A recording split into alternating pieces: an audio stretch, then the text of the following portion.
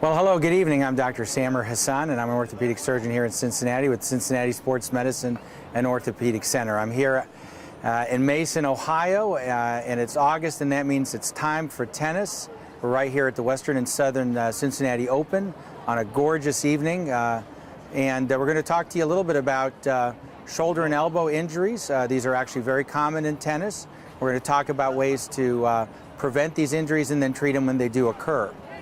So a lot of you obviously know about tennis elbow or lateral epicondylitis. That's a condition that strikes a lot of tennis players, but we also see it in a lot of folks that don't play tennis, and it's a common injury that strikes the outside of the elbow.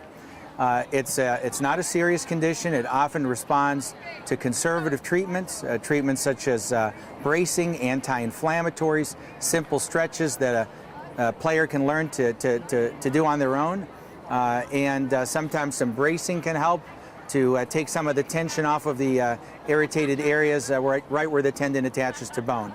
Surgery is very rarely needed.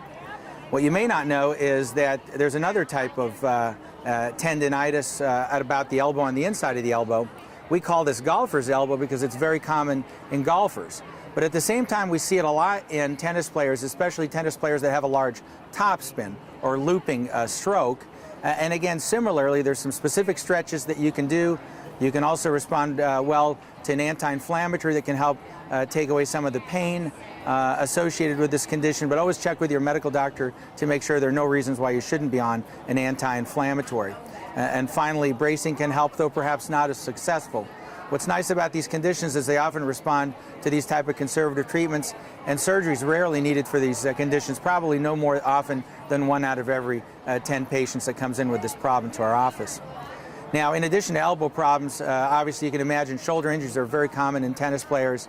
Tennis places a whole lot of stress on the shoulder, and I think the key to shoulder injuries is prevention. It starts by recognizing that strokes such as serves and overheads, the power with those strokes is generated not from the shoulder or the elbow, but rather from the hip and back and thigh muscles, and so it's really important to work on what core strengthening and trying to optimal placement of your arm so that it's in an over-the-top position as opposed to a sidearm type stroke. And so again, exercises, core strengthening exercises, and strengthening these core muscles can be very helpful to prevent those types of injuries. Stretching as well is very important. What we often see in all overhead sports, including baseball, but also tennis as well, there's a tendency to focus on generating rotational movements backwards or external rotation.